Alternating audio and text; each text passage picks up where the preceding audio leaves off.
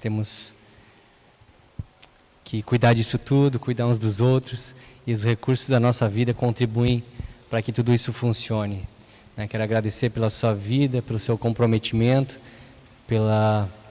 por compreender a obra do Senhor, e que isso aqui não é para mim, mas é para nós, é para o reino do Senhor, E que a gente possa estar sempre administrando da melhor forma possível, sendo bons mordomos aqui, como igreja, como corpo, e nas nossas casas também, Que aqueles recursos que o Senhor coloca nas nossas mãos, os talentos que Ele traz para nós, tudo aquilo que nós podemos fazer e tudo aquilo que somos e existimos, de alguma forma possa contribuir para revelar a glória de Deus, e que a gente possa ser espertos mais espertos do que as pessoas do mundo no trato com os recursos dessa terra, com o dinheiro dessa terra, que a gente possa ser astuto para ganhar o reino, para ganhar amigos nessa terra, para revelar Jesus. Então tudo que a gente pode fazer, a gente pode utilizar para revelar o Senhor, dar uma carona para alguém, usar seu carro, andar uma milha a mais, visitar alguém, gastar uma ligação, e visitar um irmão, gastar um pouco de combustível, às vezes ajudar alguém que precisa em algum momento, um irmão que precisa numa circunstância. É para isso que nós vivemos igreja, é para isso que os recursos que o Senhor tem colocado em nossas mãos devem ser utilizados, amém? Vamos orar então? Estenda sua mão. Pai, novamente estamos aqui diante de Ti, Senhor Deus, e temos buscado viver, Senhor Deus, no centro da Tua vontade, Pai. Nos ensina a estar nesse lugar, Pai, e que a provisão, Senhor, que vem do céu, Senhor, que vem da Tua voz, do Teu poder, Pai, possa encontrar nossas vidas, Senhor, possa encontrar nossos corações rendidos a Ti, Senhor. Pai, Teus filhos têm necessidades, Pai, físicas, espirituais, e o Senhor é o dono de todo o recurso, Pai. Tu tens todos os recursos espirituais, Tu tens todo o amor, Tu é o dono do ouro e da prata, Senhor Deus, e Tu és nosso Pai, Senhor.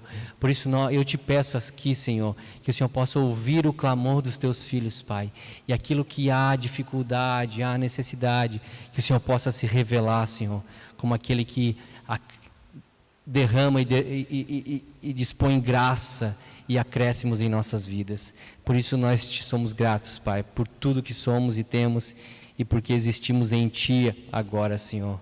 Não há mais nada do que falar, porque nós já somos gratos eternamente, Senhor, pela salvação. Amém. Glória a Deus pela sua vida.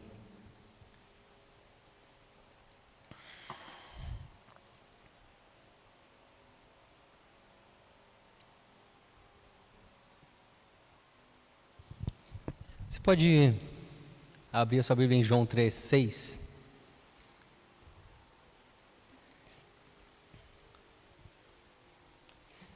Deixa ela aberta aí que nós vamos ver mais alguns versículos antes de iniciarmos propriamente a ministração. E vamos orar ao Senhor. Pai, que a Tua palavra, Senhor, seja espírito e vida em nós nessa noite. Que ela possa, Senhor, nos transformar, Senhor. Que ela possa nos fazer mais parecidos contigo, Senhor. Que ela possa agir com poder de transformação, Senhor. Nos libertando, Senhor, dos nossos enganos. Nos libertando, Senhor, do nosso velho eu, Senhor. E nos fazendo, Senhor, crescer, Pai. Crescer no Espírito, Senhor. Crescer na fé, Senhor.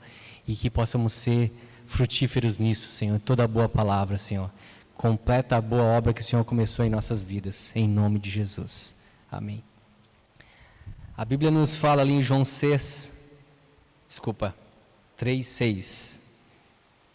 O que nasce da carne é carne, mas o que nasce do Espírito é Espírito. Abra também agora em Romanos 8. Não, pode, nós vamos transitar pela Bíblia aí. Abra em Romanos 8:13.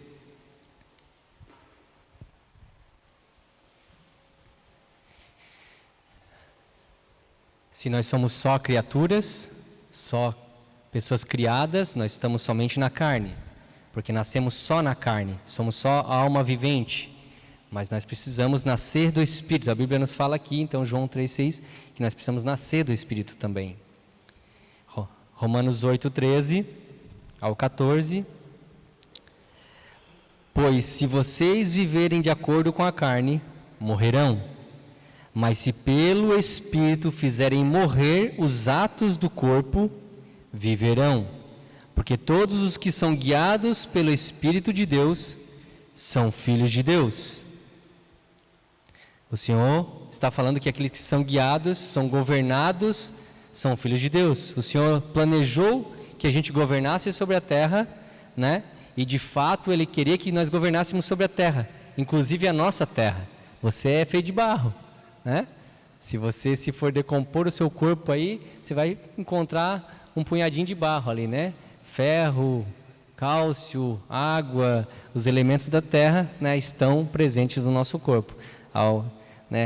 Aquela frase que diz: nada se perde, tudo se transforma. Se você notar um corpo se decompondo na terra, você vai ver que em alguns anos, né, os elementos vão se fundir à terra. Então o Senhor ali está falando que precisamos viver pelo Espírito e fazer morrer os atos do corpo, governar os atos desse barro, né, que o Senhor nos pede. Somos feitos de barro, Ele quer que nós governamos a terra, e não somente a terra, mas a nossa terra, o nosso corpo. Vamos para João 6:63.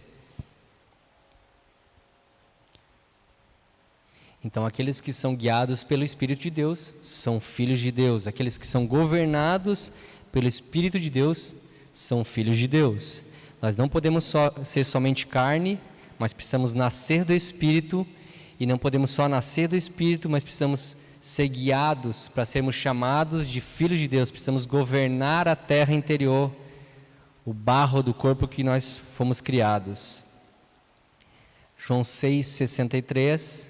O Espírito dá vida. A carne não produz nada que se aproveite. As palavras que eu disse são Espírito e vida. Então, o Espírito dá vida. A carne só tem um destino, a morte, né? A carne não produz nada que se aproveite, mas o Espírito produz a vida e a vida eterna. E as palavras do Senhor são como vida, são o Espírito, são sopro de vida. Ele é o verbo que soprou na terra, a palavra de vida. Amém? Vamos para Gálatas 5:16 agora. Vamos transitar por alguns versículos para a gente embasar nosso tempo aqui de entendimento da palavra. Gálatas 5:16.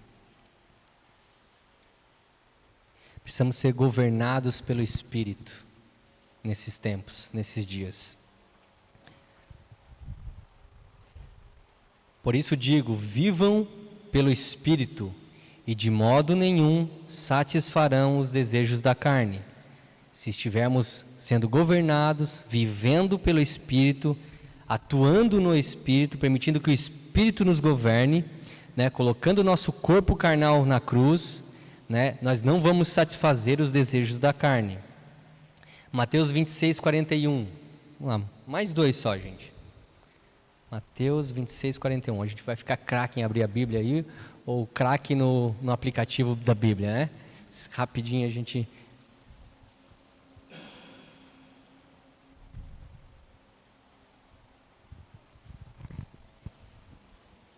Nós estamos vivendo, né, em um corpo de carne, e nós militamos entre espírito, corpo, né, e há uma luta que nós precisamos vencer. E nós precisamos do Espírito de Deus para vencer, para governar sobre essa carne, sobre esse corpo de barro, sobre esse templo, né? Que é esse corpo. Gálatas 6:8. Mateus, desculpa, esse é o próximo. Vigiem e orem, para que não caiam em tentação. O espírito está pronto, mas a carne é fraca. O Jesus estava falando aqui. Então, nós sabemos aqui que a carne é fraca, que ela é frágil, que ela está pronta para morrer a qualquer instante. Mas o Espírito de Deus que vem habitar em nós, que vem governar, que vem para governar, estabelecer um novo nascimento, para que vivamos agora pelo Espírito, né? Então, a palavra nos fala para vigiar e orar, para que a gente não caia em tentação. Então, precisamos ouvir a voz do Senhor, a voz do Espírito, porque a carne é fraca. Gálatas 6:8.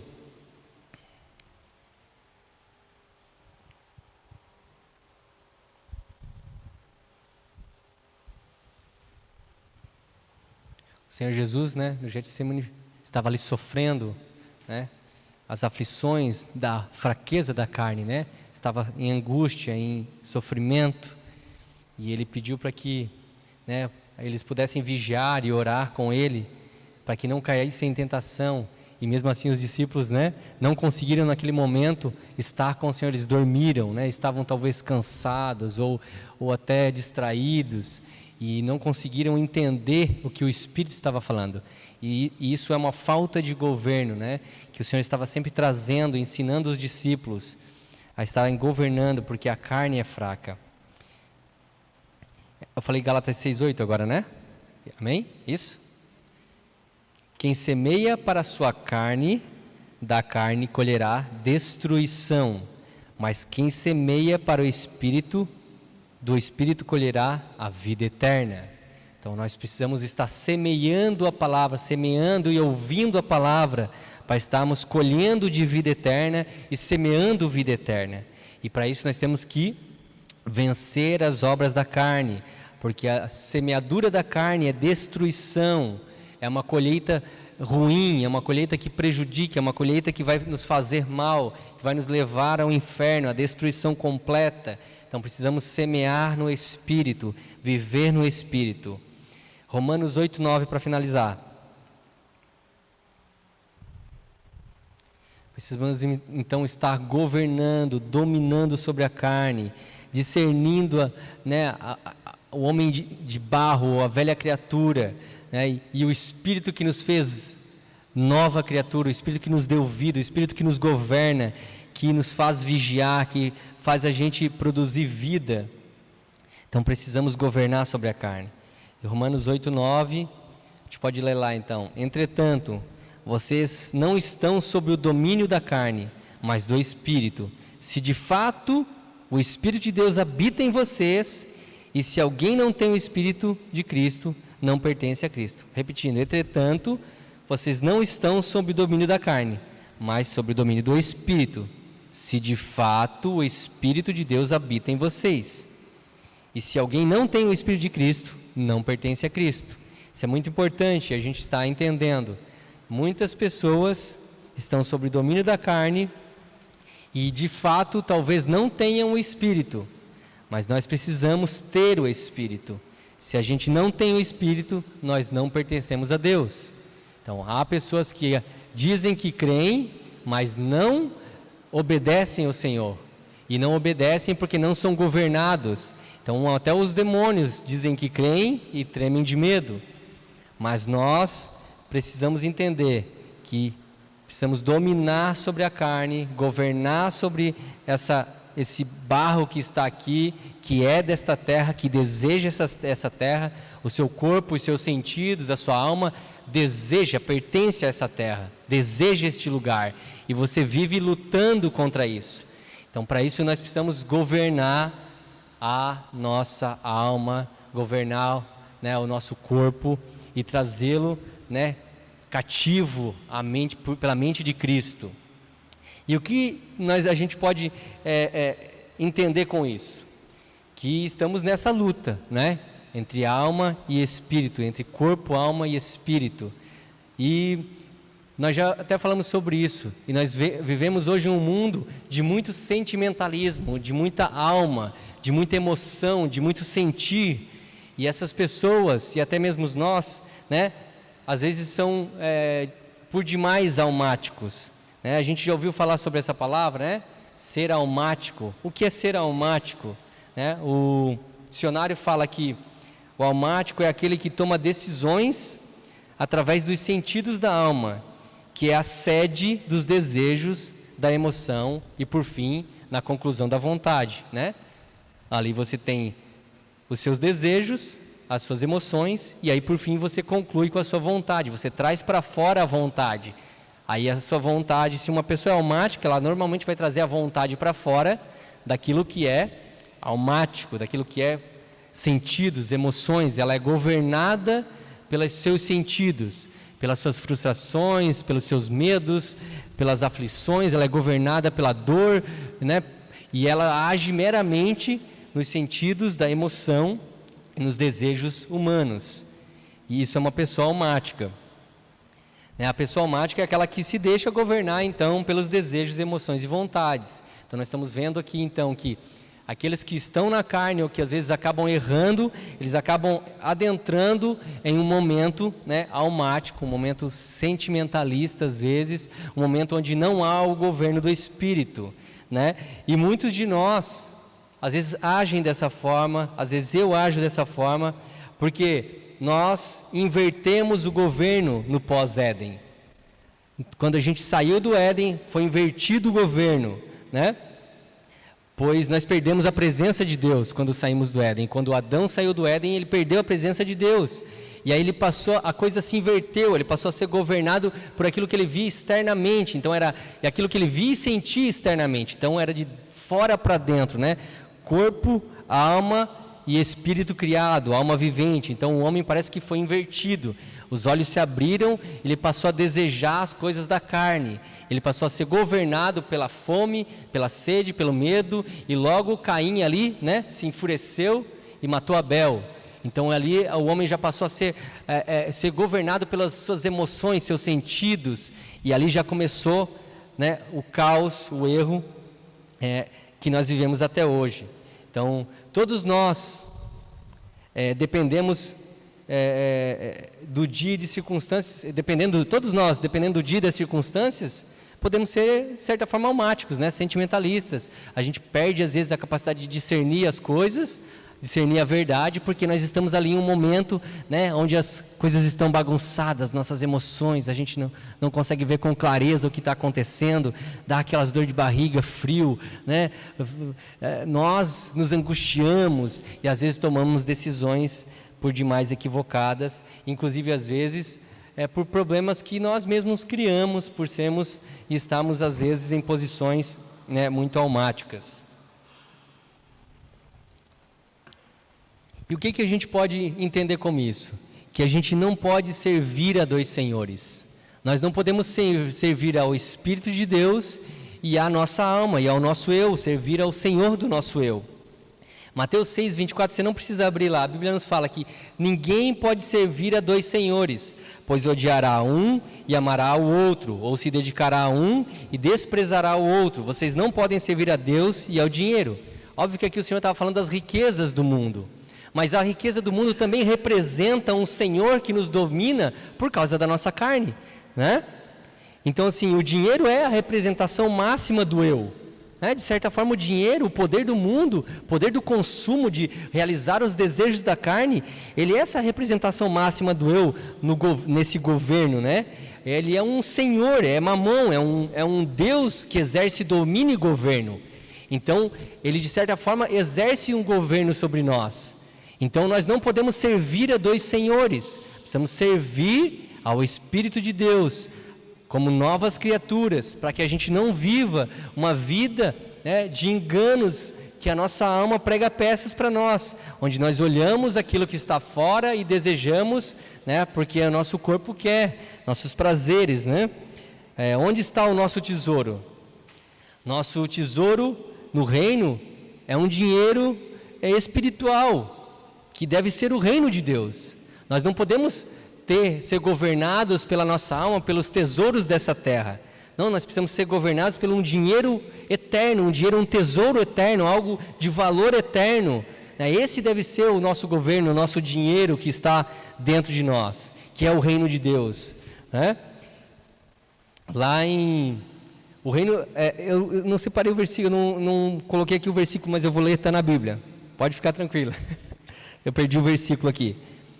O reino dos céus é como um tesouro escondido. Depois, se alguém lembrar, aí você pontua para nós.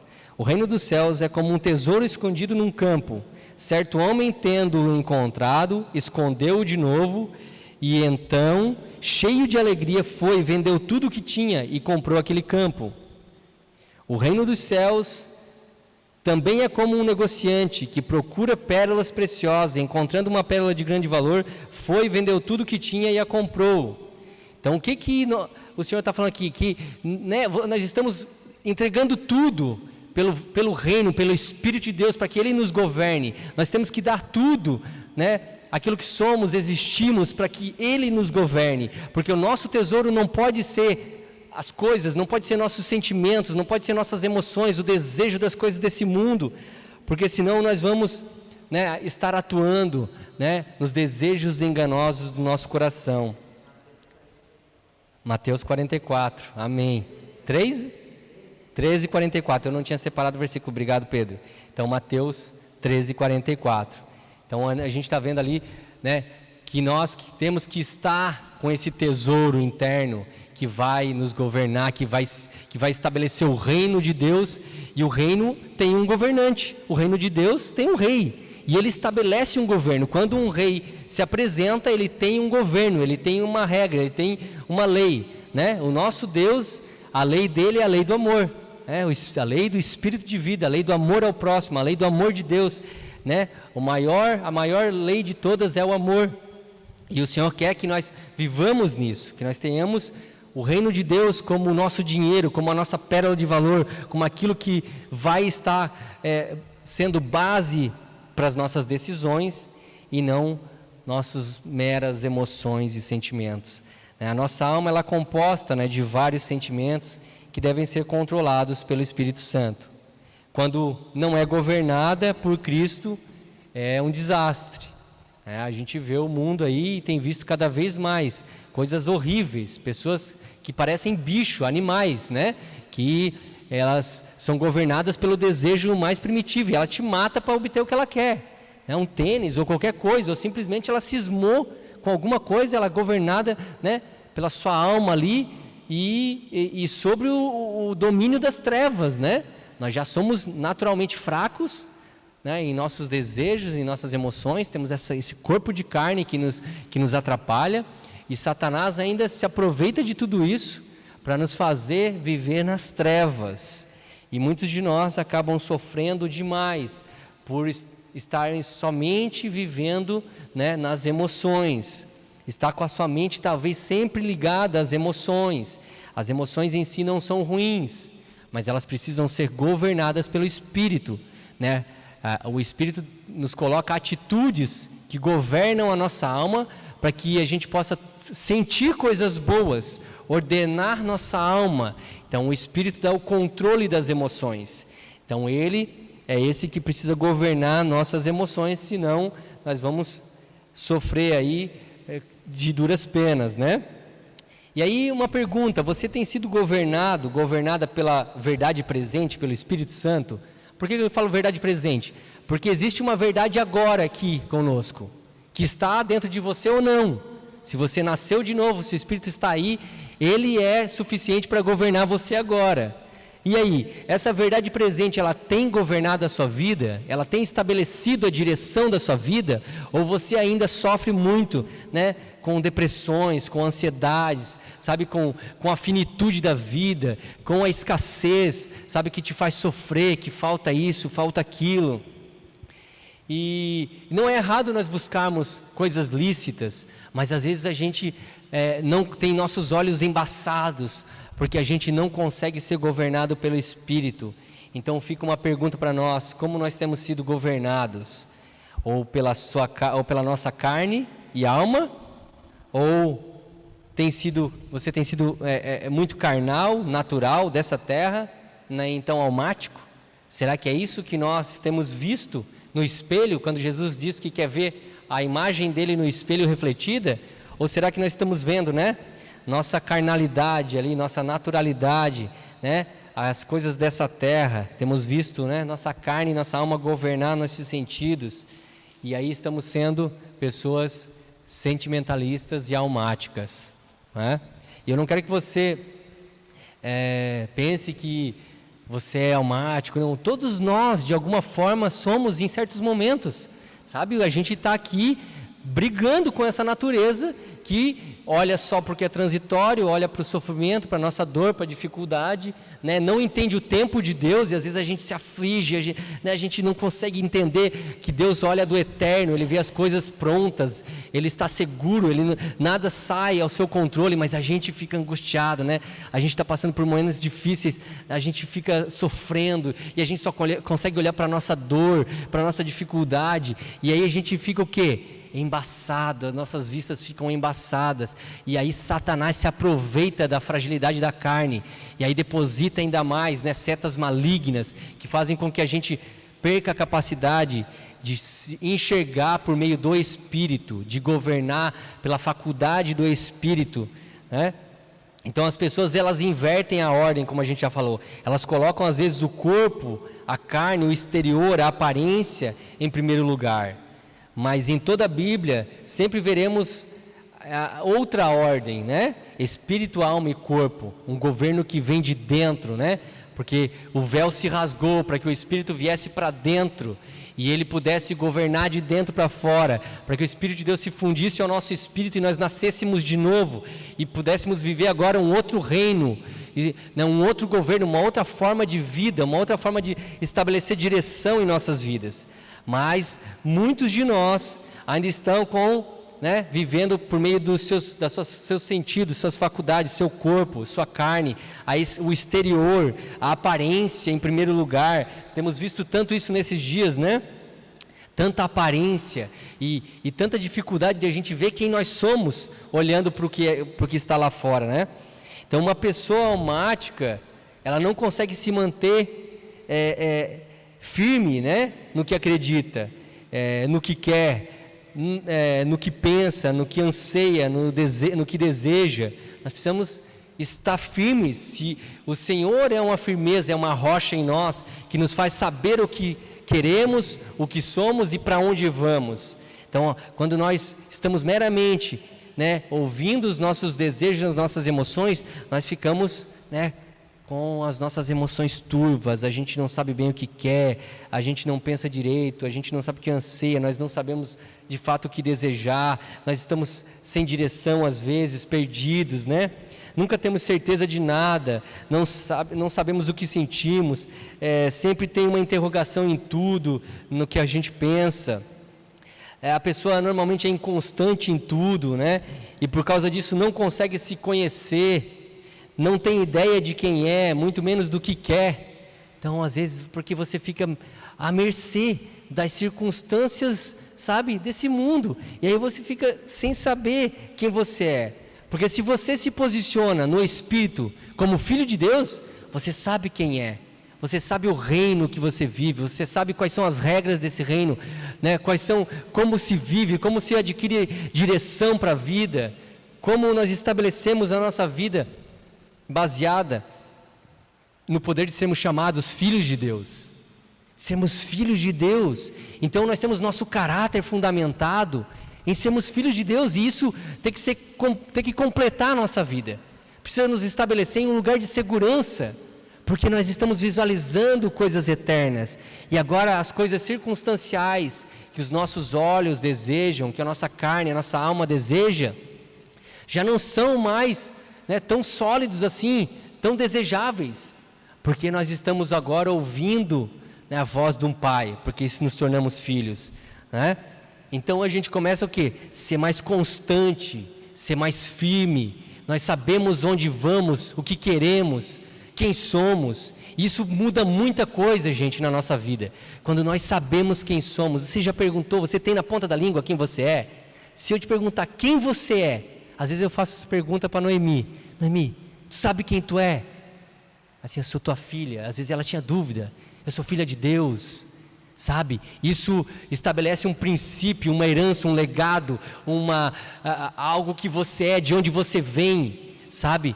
E nós temos que saber que nós somos filhos de Deus. Isso nós temos que estar firme em nós. Quem você é? Eu sou filho de Deus e nada me tira desse lugar. E o meu reino é esse. E eu vou para o céu. E eu vou para a eternidade. E o meu Pai tem tudo. E Ele me serve, sabe? E Ele me ajuda. Então nós vamos vencendo o quê? A transitoriedade, as emoções, as angústias, as aflições da nossa alma. Nós vemos as pessoas, né, com cuidado excessivo, né, com o corpo, com a carne. Por quê? Porque é finito, né? A gente está envelhecendo, as pelencas vão aparecendo, as pregas vão aparecendo, a barriga cresce, a gente se desespera porque nós somos finitos e a gente olha só para o externo, nossas emoções pensam assim, eu vou morrer, você se angustia, o que eu fiz com a minha vida? E aí você olha só para o transitório e aí você se enche de dúvidas, sabe? A dúvida é um lugar perigoso, para nós. Não pode haver dúvida em nós. O Senhor pediu, olha, feliz é aquele que crê. Então precisamos crer no Senhor e não colocarmos nossos olhos na mera aparência das coisas, no exterior, né, na aparência em primeiro lugar, né? E aí quando a gente vive essas coisas de mera aparência, de cuidado extremo com o exterior, né? A gente faz aquelas coisas, a gente compra coisas que a gente não precisa, com dinheiro que a gente não tem, para impressionar pessoas que nós não gostamos, não é verdade? Porque a gente está todo o tempo olhando para fora e comendo do bem e do mal. O que é o bem e do mal? Estabelecer uma diferença. Você é mais bonito que eu, a tia é mais bonita que eu, ele é mais forte que eu, ou eu sou menor, aquilo. E esse bem e mal, essa diferença nos faz ver padrões. E a gente olha para a grama do vizinho e ela é sempre mais verde, sempre mais bonita. E aí a gente, hoje ainda mais com as redes sociais, né? Meu, misericórdia. Porque a gente vê um mundo de beleza, de todo mundo bonito, viajando o tempo todo. Dificilmente alguém prega, alguém bota lá uma situação difícil, complicada. Eu vou falar para vocês, às vezes no Facebook aparecem as pessoas lá que botam lá para você compartilhar o videozinho porque tem uma criança doente. Dá uma angústia ver aquilo, não é? Sabe, às vezes a gente passa rapidinho, né? A gente não quer se comprometer com o problema dos outros. Mas a gente fica horas ali no feed, né? Se alimentando da beleza do mundo, do exterior. E aí sabe o que acontece? A gente olha para nós, não sou nada, né? Eu sou um miserável. Minha grama está podre aqui, né? Nem está cortada, nem nada. A gente só olha para as coisas boas desse mundo. E aí a gente faz o quê? A gente começa a ser governado pelos sentidos, simplesmente pelos olhos. Isso traz o quê? Traz um monte de problema interno, às vezes que nem existe, mas você traz de graça para dentro, né? Em Efésios 2:3 fala, anteriormente todos nós também vivíamos entre eles, satisfazendo as vontades da nossa carne, seguindo os desejos e pensamentos.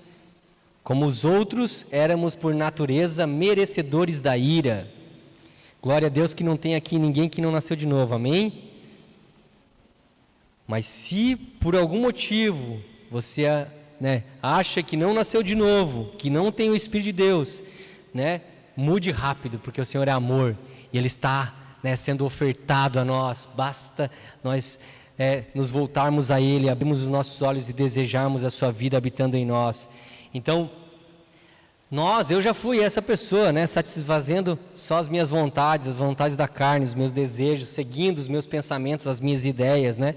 E o que é? Eu era merecedor da ira de Deus. E eu ia encontrar a ira de Deus. E às vezes eu olho para trás e digo, meu Deus, quanto risco que eu passei. Eu corri o risco de morrer e ficar fora desse negócio. Nossa, Senhor tem misericórdia da minha vida e me resgatou, sabe? Porque eu também vivia à mercê, sabe, dos meus desejos. Minha vida era ordenada, direcionada, sabe, por ser rico, por ter carreira, é o que todo mundo bota na sua cabeça, você tem que ser bem sucedido, sabe, ser bem sucedido é ter grana, é ter um carro, é isso, é aquilo, né? É mostrar que você pode, é viajar, ser bem sucedido na vida, é gozar dessa vida, né? E no padrão de Deus, ser bem sucedido é diferente. Vou dizer o que é ser bem sucedido para Deus, é crer nele. Se você crê de fato nele, você já é bem sucedido, porque você já rompeu com toda a estrutura que te faz ficar preso nessa terra e talvez encontrar a ira de Deus. Então o nosso sucesso é crer nele, temos que crer nele para nos livrarmos do governo da carne. Todos temos problemas com a alma, né? Alguns de nós talvez podem ser extremamente almáticos, outros talvez nem tanto, né? E dessa forma a gente atrai muita dor de cabeça e muito problema para nós mesmos. Se a gente olha só para os problemas desse mundo, nós vamos atrair às vezes muito problema, muita dificuldade para nós. E para piorar, gente, tem uma coisa que é complicada, que se também não for governada pelo Espírito, é muito difícil. A gente fala a imaginação, porque nós temos o poder de imaginar. Isso pode ser usado pelo Espírito e pode ser usado por Satanás. E o que acontece? Às vezes a gente tem um probleminha assim e as nossas emoções transformam em um problema assim. E a gente vive uma ansiedade, sabe, descabida, porque o Satanás vai alimentando a nossa imaginação. Porque você não está prostrado na rocha, você não volta para a Escritura e para refletir quem você é. Aí ele vai dando corda para você. E Satanás é especialista nisso, em deixar a sua imaginação rodar. Tem gente que monta o funeral depois de um problema. Já está se vendo lá, né, e até preocupado se as pessoas vão chorar por ela ou não. Sabe, gente, será que alguém vai chorar por mim? Nós somos tão miserável que a gente se preocupa até com isso. Por quê? Aí a gente tem nossos problemas, a gente vai deixando, o diabo vai soltando a setinha, né?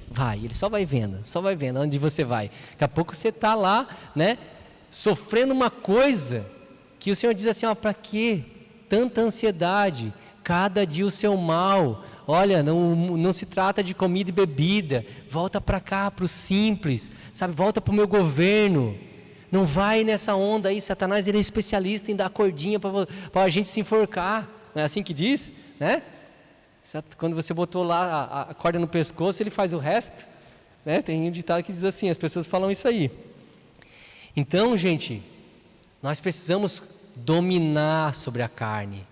Precisamos ter o Espírito de Deus que governa sobre nós, para que Satanás não use a nossa imaginação, os nossos desejos enganosos, e nos façam viver problemas muito ruins, porque a alma, ela adora sofrer, chamar atenção, adora a autocomiseração. Eu sou um coitado, né? Eu sou uma coitadinha, né? Eu gosto de falar do Lip e do Hard, eu sou antigo, né? Quem lembra do Lip e o Hard? Aquele desenho do leão Lip e da hiena Hard.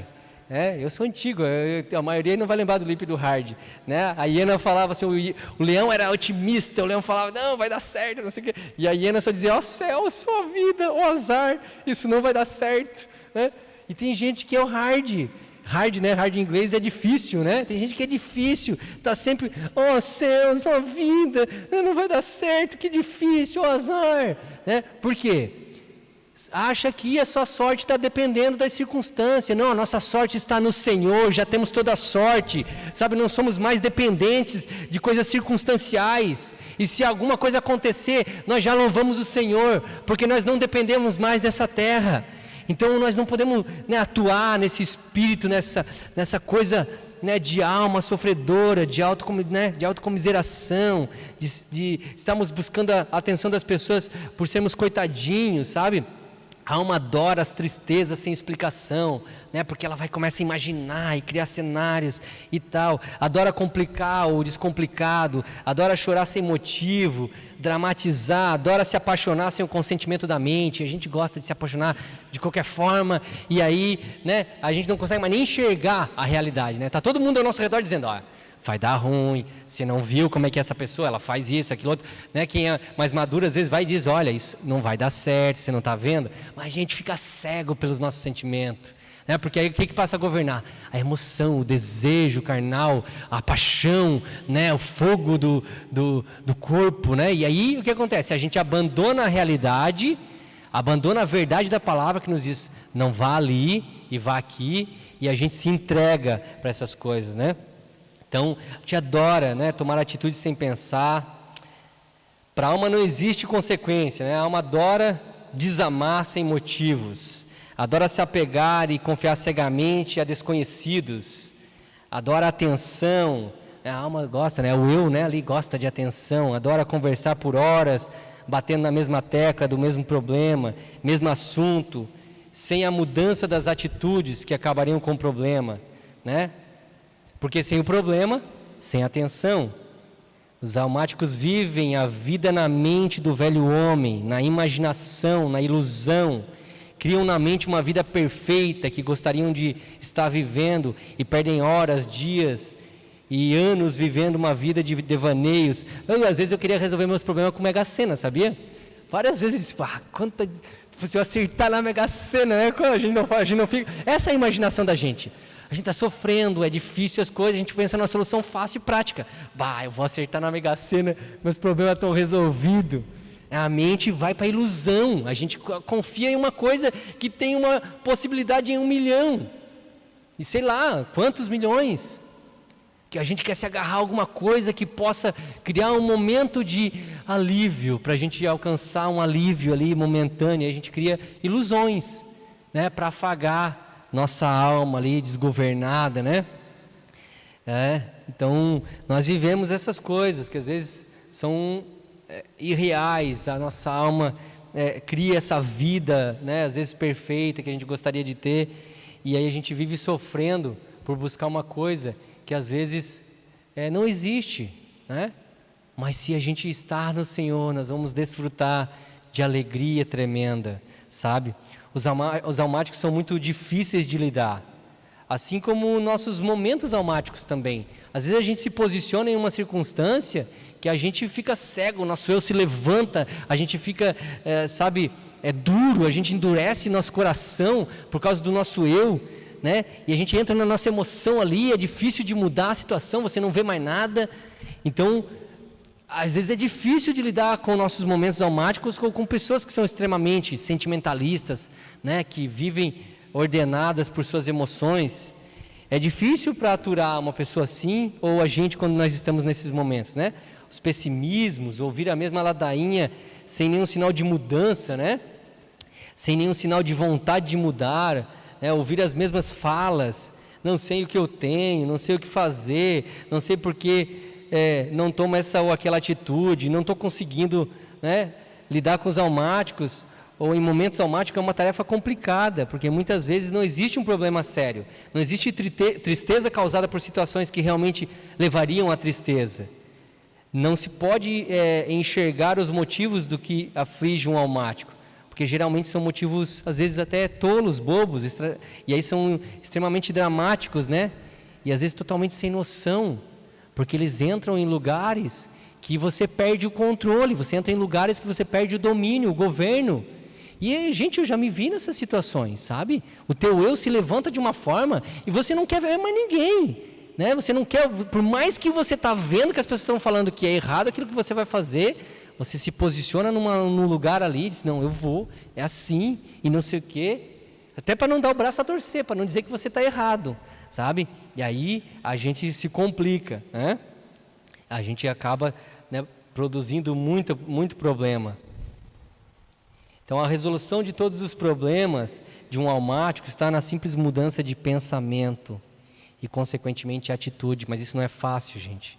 Precisamos estar, como é que muda a mentalidade, né? Estando ouvindo do Senhor, porque você construiu uma mentalidade ouvindo de outras pessoas. Você é quem você é, porque você ouviu tudo que você ouviu até hoje, tudo que foi deposto em você até hoje. E você precisa ouvir do seu novo Pai, né? Da mente de Cristo, para ser transformado e mudar as suas atitudes. E você ia para cá, agora a mente de Cristo te faz ir para lá, porque lá é o governo, lá é o reino, lá é a direção, lá é a porta estreita. Nós queremos isso, né? Então a gente entende que é uma batalha que está na mente, que precisamos nascer de novo do Espírito, para vivermos agora do Espírito, de um novo Pai que vai nos dar a direção correta, né? Abra Romanos 12, versículo 1 ao 2.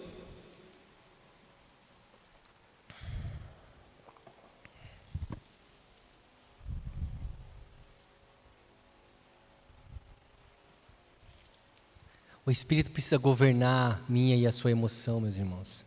O Espírito de Deus precisa governar nossas vidas, nos dar direção. E sabe o que acontece conosco, na maioria das vezes? Às vezes, em vez de a gente fechar a porta do quarto, pegar a Bíblia, o que a Bíblia fala sobre esse assunto? Como os irmãos venceram isso? Não, às vezes a gente liga para a pior pessoa que poderia nos aconselhar. A gente só ouve besteira. A gente, em vez de se aconselhar com o Senhor, a gente vai pedir conselho, né, para homens. E talvez nós precisamos pedir conselhos para os irmãos da igreja, né, para pessoas que vão nos colocar no caminho.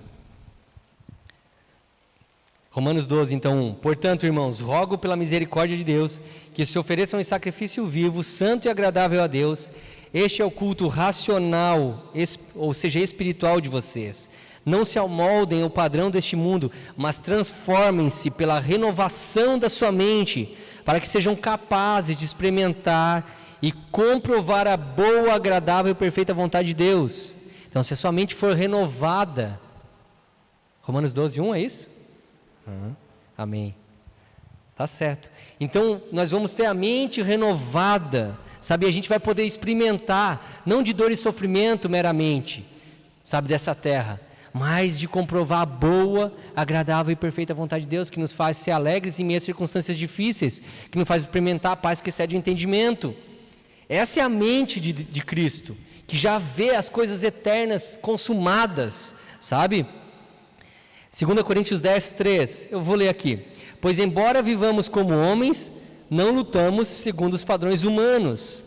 As armas com as quais lutamos não são humanas, ao contrário, são poderosas em Deus para destruir fortalezas.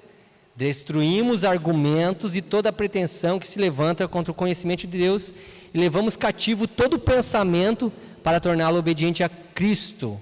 Então nossa luta não é contra a carne, nem com os padrões humanos, mas nós temos que lutar, né, por meio do Espírito e destruir essas fortalezas, né, mentais que nos levam a sentimentalismo, que nos levam a argumentos e conhecimentos que nos afastam de Deus, que nos colocam em lugares, sabe, de fragilidade, sabe, de tudo aquilo que nos coloca em tudo aquilo que a gente já comentou aqui. Então nós precisamos trazer o nosso pensamento, né, para o Senhor e destruir os argumentos da carne, destruir as fortalezas da carne, destruir esses pensamentos que te levam ao transitório, te fazem pensar que a sua vida é resolver as coisas terrenas meramente, né?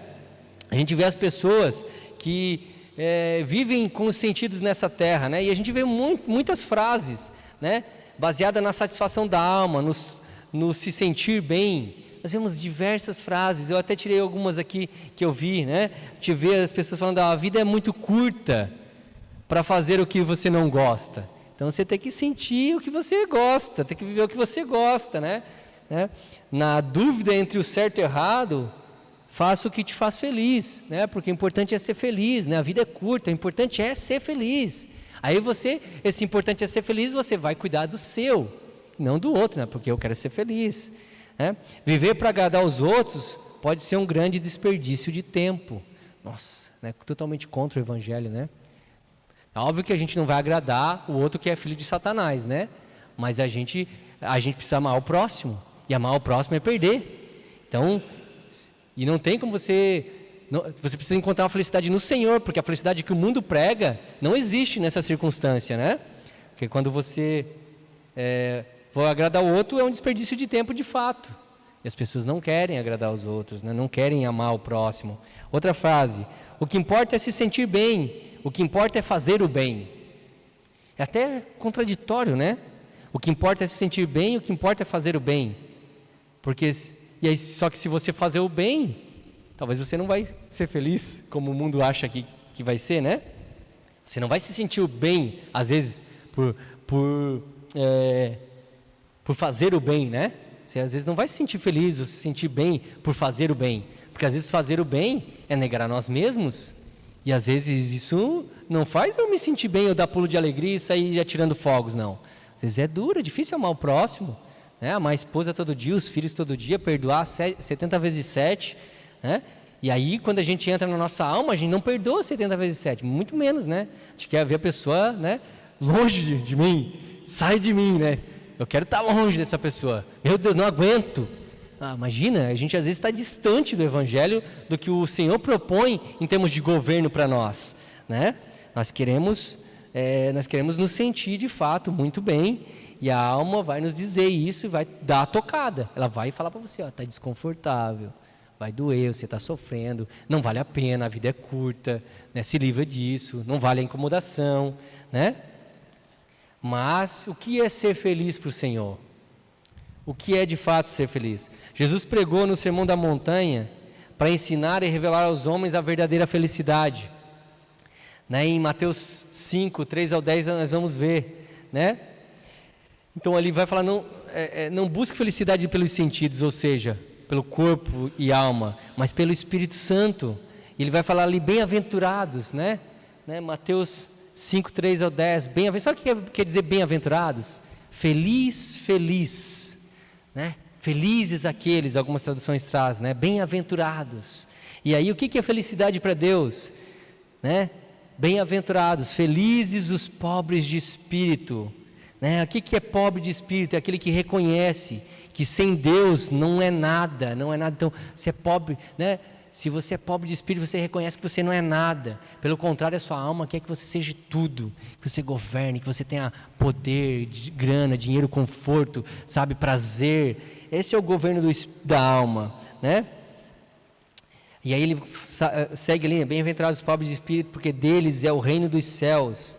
Bem-aventurados os que choram, pois serão consolados, né? Às vezes chorar não é uma felicidade, né? Às vezes chorar é porque nós estamos sofrendo, né? E o Senhor diz que nós seremos consolados por Ele, então isso é ser feliz, porque Ele vai nos consolar. Nós temos que receber o consolo do Senhor, né? Bem-aventurados os humildes, pois eles receberão a terra por herança. Bem-aventurados os que têm fome e sede de justiça, pois serão satisfeitos. Felizes os puros de coração, pois verão a Deus. Felizes os pacificadores, pois serão chamados de filhos de Deus. É difícil ser um pacificador, não é? Você às vezes tem que engolir sua justiça, né? Pagar o mal com o bem, difícil. E como é que a gente vai ser feliz nisso? Somente governado pelo Espírito. Bem-aventurados os perseguidos por causa da justiça, pois deles é o reino dos céus, né? A fé fez aqueles homens, né, vencerem tantas dificuldades. A gente vai ver em Hebreus 11, né? Esses homens foram, né, sofreram muitas coisas, mas eles foram felizes, porque eles alcançaram a promessa, foram bem-aventurados, guardaram a fé, venceram a batalha, sabe? E já estão aguardando o reino vindouro. Amém? Que nós possamos ser assim, que a gente não siga o exemplo de pessoas almáticas, né? Em um momento ou em circunstâncias ou em toda a nossa vida, né? A gente vai ver na Bíblia também vários momentos, né? Pedro às vezes foi muito almático, né? Quis andar pela água lá, e em certo momento as aflições, olhou para a circunstância, né?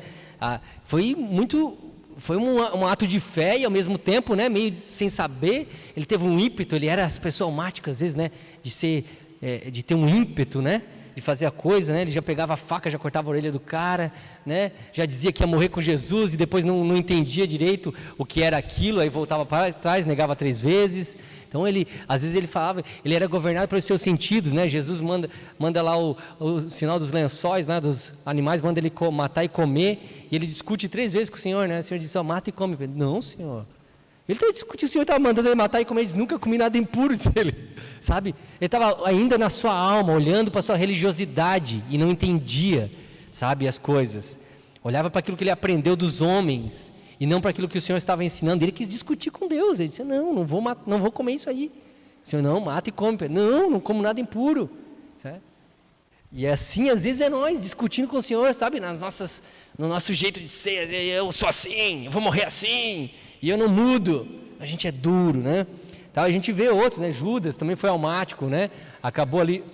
Opa, deu meu horário. Desculpa, gente.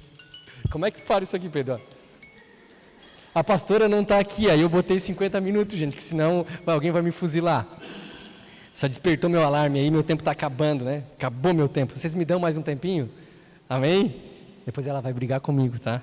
Mas eu amo ela. Deixa eu mandar um beijo para ela, que ela deve estar me assistindo. Te amo, meu amor, tá? Te amo mesmo. Ó, vou passar do tempo aqui, mas não vai ser muito. Porque quando ela está aqui, ela começa ali, ó, mostrar o relógio para mim. Beleza? Glória a Deus, né? Então Judas foi almático ali. O que ele fez, né? Ele, em vez de se arrepender, né, ele se consumiu ali naquela situação e acabou, né, encerrando com a própria vida. Então ele ficou nos seus sentimentos, talvez não conseguiu entender o arrependimento, né? Aquele contexto. Talvez ali ele pensou que entregando Jesus ele forçaria o Senhor a fazer aquilo que ele queria, né? A vencer, a implantar, a salvar Israel, né? Enfim, eu não sei qual era a ideia que ele tinha ali, mas ele foi almático, né? E acabou se matando. Muitas pessoas cometem o suicídio porque elas não suportam a sua dor, o seu sofrimento, e é difícil, gente. Eu não estou julgando aqui as pessoas que vivem esses momentos, mas de certa forma nós temos o poder de tirá-las desses momentos, sabe? Nós temos palavra de vida, sabe? Se as pessoas compreenderem o Evangelho, quem é o Jesus Cristo e a promessa eterna, nós não vamos cair em suicídio, nós não vamos cair nessa, porque nós vamos entender que aquilo que Ele tem preparado para nós é muito maior, é muito melhor, e nós não podemos perder isso, né? Já a gente viveu e viu na Bíblia muitas crises almáticas, né? Abraão lá, Moisés tocou na pedra 2 vezes, estava irritado com o povo, né? Perdeu a terra prometida ali, né? O Senhor falou para ele, deu instruções para ele, e ele não obedeceu, né? Ele estava irritado com o povo rebelde, deu com 2 vezes na pedra, né? O Senhor manteve o milagre, a água saiu, mas o Senhor disse, olha, como você desobedeceu, né? E ele e Arão quiseram ainda, né, meio que dizer que tinha sido por meio deles, né, que aquilo tinha acontecido. E aí, ele naquele momento que ele perdeu a paciência, né, foi mais almático, porque às vezes as pessoas tiram a gente da paciência, na verdade? Tira, o perdendo em mim me tira da paciência de vez em quando. E aí eu fico meio almático, depois eu tenho que pedir perdão, não é verdade, filho? Às vezes eu peço perdão, é isso mesmo. Então a gente vê que nós temos momentos almáticos, mas que a gente não pode viver uma vida nisso o tempo todo, sabe? E quando você entrar nessas coisas, tenha discernimento espiritual. Chame um amigo da igreja, alguém que você possa compartilhar a dificuldade, ore ao Senhor, vá para a mente de Cristo, saia das suas emoções, porque as nossas emoções colocam a gente em prisões, sabe? De angústia e dor. Nos aprisionam naqueles lugares internos que são difíceis de sair, né? E Jesus também sofreu na sua humanidade, né, com um momento de sofrimento de alma, né? Lá diante da aproximação da hora da sua morte, né, seus sentimentos afloraram ali. A gente conhece bem esse versículo, né? Chamou os seus discípulos ali, Pedro, Tiago e João, e os levou para estar mais próximo dele naquele momento ali. Precisava de companhia, de amigos, numa hora daquela, né? E às vezes a gente precisa, em momentos que a gente está aflito, que a gente está com os nossos olhos cheios de areia por causa das nossas emoções, a gente precisa que alguém, né, venha aqui, ó, não dorme, vamos vigiar, vamos orar, sabe, levanta, ó, o que você está vendo não é bem assim, né? O reino vai vir, Deus vai consumar a obra, né? Olha o que Jesus fez aqui. Eles deviam estar ali, né, firmes com Jesus, né? Inclusive vendo toda a palavra que já tinha sido depositada sobre eles, mas eles dormiram. E às vezes a gente dorme em meio aos nossos momentos almáticos, né? Então, ali em Mateus 26:36 e tomando consigo Pedro e os 2 filhos de Zebedeu, começou a entristecer-se e angustiar-se. Disse-lhes então: minha alma está triste até a morte, ficai aqui e vigie comigo. Jesus sofreu um momento ali onde a alma, onde o corpo estava suando sangue, onde havia um momento transitório de dificuldade, mas ele pôde o quê? Ouvir a voz do Pai e entender o propósito, e mesmo assim, né, cumprir o propósito e se alegrar com o que ele fez, porque ele se alegrou do seu trabalho, né? A Bíblia fala que ele se alegrou do seu duro trabalho de nos salvar, porque ele me salvou, ele te salvou com essa obra aqui. Então ele encontrou uma felicidade no Pai, que era fazer a vontade de Deus, e nós também precisamos, né? Então precisamos vencer, né, a nossa carnalidade, o nosso emocionalismo, a nossa alma, né? Nós precisamos nascer de novo, né? Se a gente não nascer de novo, a gente não vai ver o reino de Deus, e nascer de novo vai nos estabelecer num governo do Espírito, né? Sermos governados pelo Espírito. Em Hebreus 6:19, não precisa abrir. Aí vai falar que temos essa esperança como âncora da alma, firme e segura, a qual adentra o santuário interior, por trás do véu, onde Jesus, que nos precedeu, entrou em nosso lugar, tornando-se sumo sacerdote para sempre, segundo a ordem de Melquisedeque. Qual é a nossa esperança? Que Jesus adentrou no santuário e nos fez sacerdotes, e essa é a firme esperança que nós, quando Ele rompeu o véu, quando Ele nos deu acesso ao reino, nós temos essa âncora para a nossa alma, é uma esperança que um dia nós nos encontraremos com Ele. Isso é um firme fundamento, e se tira o fardo do mundo, porque se nós pormos nossos olhos no Senhor, na obra consumada, isso é uma âncora, né? A obra consumada que nos permitiu acesso, né, ao santuário interior, né? O Espírito entrou em nós e vive em nós agora, né? Por trás dos véus dos nossos olhos, né? O Espírito Santo está ali governando, e Ele, por meio de graça, estabelece uma âncora em nós, né? Que nós estamos firmes, né? Fundamentados na rocha. né? Hebreus 4:12, pois a palavra de Deus é viva e eficaz e mais afiada que qualquer espada de 2 gumes. Ela penetra ao ponto de dividir alma e espírito junto e medulas e julga os pensamentos e intenções do coração. A palavra de Deus, que é o Espírito de Deus que está em nós, ela é viva e eficaz para mostrar para você os desejos enganosos do seu coração, a separar a alma, né? Aqui é dividir a alma e o espírito, né? Juntas e medula. Então você precisa voltar para o Senhor quando você está nesses momentos. Não permita que a sua imaginação te leve a lugares que não existem. Não se permita ser abalado pelos seus sentimentos. Volte para a palavra, volte para a comunhão com o Senhor, sabe? Sente na mesa com Ele, coma do pão vivo, e você vai ser guiado pelo Espírito e não pela sua alma, né? Aí a gente, em Romanos 8,14, porque todos aqueles que são guiados pelo Espírito de Deus são filhos de Deus, pois vocês não receberam um Espírito que vos escravize para novamente temerem ou ter medo, mas receberam o Espírito que nos torna filhos por adoção, por meio do qual clamamos Abba, Pai.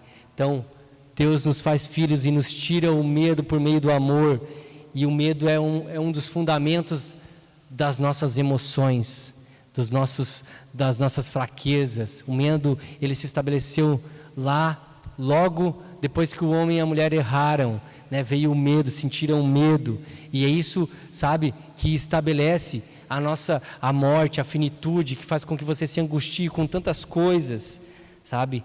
Mas se você sabe que você é filho, você não é mais finito, porque você já passou da morte para a vida, amém? Você é filho de Deus, você já passou da morte para a vida, e nada mais pode te separar do amor de Deus, sabe? E você pode ter uma vida muito mais abundante e plena, sendo governado pelo Espírito e não por meio das suas emoções, sabe? Os que pertencem a Cristo Jesus crucificaram a carne com as suas paixões e seus desejos. Se vivemos pelo Espírito, andemos também pelo Espírito. Quem quer crucificar a carne com as suas paixões e seus desejos? É para isso que a cruz serviu, para matar o corpo carnal, o corpo de carne, o corpo do pecado, para pregar a nossa vontade, sabe, que trabalha no nosso eu, sabe, nos desejos enganosos do nosso coração. Então a gente precisa crucificar a carne, porque ela não serve para nada, né, só para desejos enganosos. E se o Espírito não nos governar, nós vamos continuar sofrendo com esses desejos, com essas paixões. Então precisamos andar no Espírito, sabe? O mais sensato a se fazer é quando sentir qualquer sentimento que não condiz com a palavra de Deus, que não vai te fazer bem, e sim mal, ore ao Senhor, converse com Ele, sei lá, bote um louvor, se encha da plenitude, se encha da alegria do Senhor, mesmo que você esteja às vezes sofrendo, compartilhe com alguém sua dor, sabe que talvez a pessoa vai tirar a areia dos seus olhos, vai te mostrar o colírio do Senhor, e você vai ver com mais clareza, e vai conseguir sair desses lugares, sabe? Precisamos entender isso, meus irmãos, porque o mundo nos coloca cada vez mais em um lugar de sentimentalismo, em um lugar transitório, onde nós precisamos usufruir dessa terra, onde nós precisamos regozijar o tempo todo, nós precisamos ter prazer, sabe? E a vida não é bem assim, sabe? Todos nós teremos aflições, mas o Senhor disse que se estivéssemos com Ele, nós venceríamos o mundo. E é isso que nós estamos aqui, para vencer o mundo e vencer nossos maus desejos, nossa alma, que por meio do nosso corpo traz tantas dificuldades, tantas fraquezas, né? E às vezes eu me vejo fraco no velho homem, e eu não posso alimentar esse velho homem, eu preciso me alimentar do pão vivo, para ser governado pelo Espírito. E nós temos a Bíblia, nós temos a palavra, nós temos o corpo, a igreja, os irmãos, para que a gente esteja sempre, né, recebendo do Senhor, ouvindo a palavra e nos mantendo cada vez mais firmes no reino e no governo do Senhor. Amém? Vamos orar então, irmãos?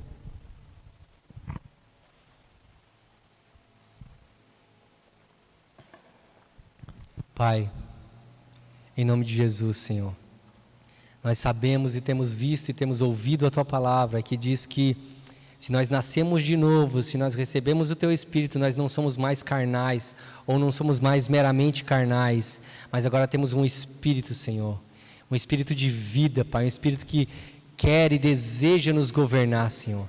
Esse Espírito, Senhor, intercede por nós precisamos orar e vigiar, Senhor, para andar no Espírito, Pai, porque esse Espírito vai nos levar à vida eterna, vai nos levar à paz que excede o entendimento.